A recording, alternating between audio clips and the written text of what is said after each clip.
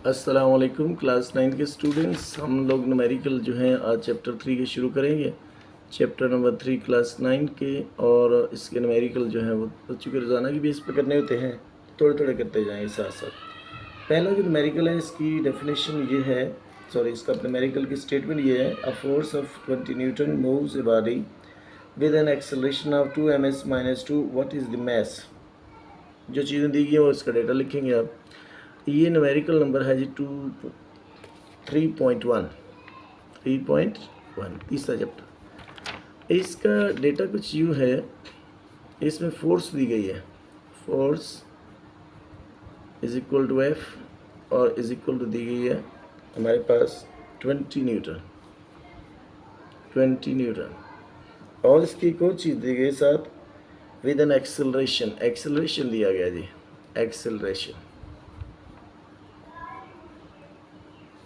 Acceleration को इस तरह करते हैं, और ये भी दिया गया हमारे पास 2 ms-2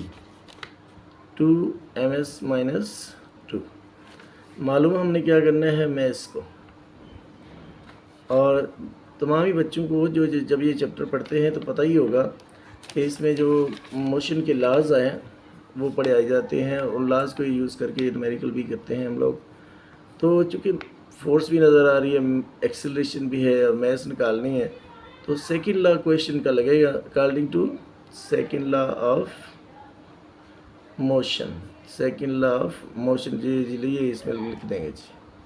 second law of motion है क्या जी, F is equal to M A. F की जगह एफ की वैल्यू लगा देंगे 20 न्यूटन, एम जो है वैसे छोड़ देंगे आप, और ए की वैल्यू दी है 2 ms-2। अब आपने क्या करना है, चूँकि मैथ्स निकालना है तो 2 यहाँ मल्टीप्लाई और उधर जा क्या हो जाएगा divide, m is equal to आ जाएगा 20/2, 2 1 ज़ा 2, 2 10 ज़ा 20। तो m का आंसर आ गया हमारे पास 10, और इसका यूनिट यहाँ लगाएं या इसको इम्प्लाइज कर लें तो फिर लगा लें तब भी ठीक है। इम्प्लाइज करके m इज इक्वल टू लिख देंगे 10, और मैथ्स का यूनिट क्या होता है kg। ये पहला न्यूमेरिकल है। अब इसका जो दूसरा है यानी 3.2, अब उसकी स्टेटमेंट पढ़ते हैं। उसकी स्टेटमेंट में कहता है the weight of the body is 147 newton, what is the mass. Weight दिया गया जिस तरह डेटा लिखा है इसका, और इसका वेट लिखा है जी, हमने वेट दिया हुआ है और आपने मास मालूम करनी है। वेट क्या दिया हुआ है वो लिखेंगे जी।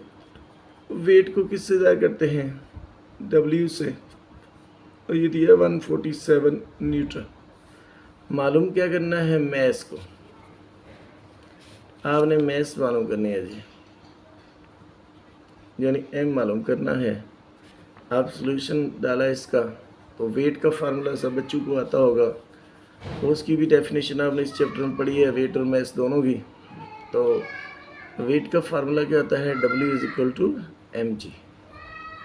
वेट कितना दिया है, इसको इम्प्लाइज ही कर लें सीधा ही, तो मैथ्स निकालना है तो m इज इक्वल टू आ जाएगा g, यहाँ मल्टीप्लाई है उधर जा क्या हो जाएगा डिवाइड, तो W/g आ जाएगा।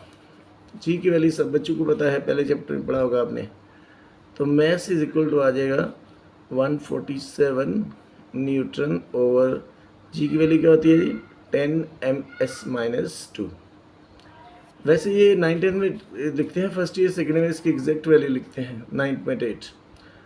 m हमारा इसको जब 10 को इससे डिवाइड करेंगे तो आएगा 14.7, और मैथ्स का यूनिट क्या होता है kg। यूँ दो न्यूमेरिकल हो गए हैं, तो हम क्योंकि डेली बेस पे दो ही करेंगे इंशाल्लाह, बाकी न्यूमेरिकल फिर बाद में